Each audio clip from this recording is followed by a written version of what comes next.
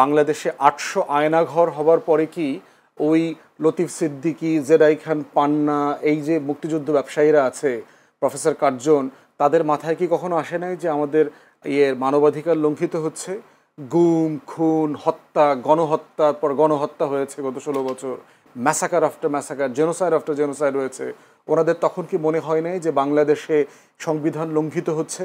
ওনাদের মনে হয় নাই যে ক্ষমতার উৎস জনগণ বলবার পরেও বাংলাদেশে সেই জনগণকে আওয়ামী চেতনা দ্বারা আবৃত্ত করে রাখা হয়েছে? ওনাদের মনে হয় নাই যে শত শত বিলিয়ন ডলার প্রতি বছর লুটপাট হচ্ছে কিন্তু সংবিধান লঙ্ঘিত হচ্ছে? ওদের কাছে মনে হয় নাই? সাডেনলি কেন গত জুলাই আগস্টে এসে ওনাদের মনে হইতেছে যে আমাদের তো এই সংবিধান নাই, সংবিধান লঙ্ঘিত হচ্ছে, অত কিছু একটা করা দরকার?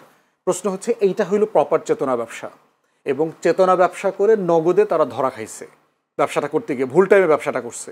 এমন একটা সময় এই ব্যবসায় পুঁজি ইনভেস্ট করছে যেই সময় এই ব্যবসাতে ভাটা চলতেছে, জোয়ারের জমানাতে ছিল না।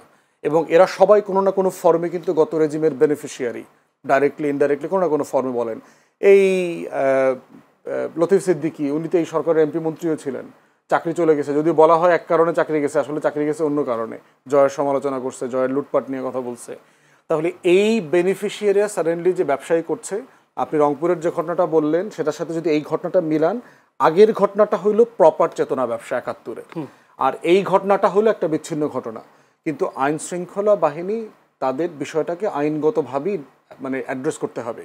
আইন যেন কোনোভাবে লঙ্ঘিত না হয়, কারণ অধিকার যদি কোনোভাবে লঙ্ঘিত হয়ে থাকে সেই বিচার, সেই ব্যবসাগুলো যেন, ব্যবসার পাশাপাশি বিচারটা যেন রাষ্ট্র এনশিওর করে, ওইটা আমরা চাইব। আমার একটা প্রশ্ন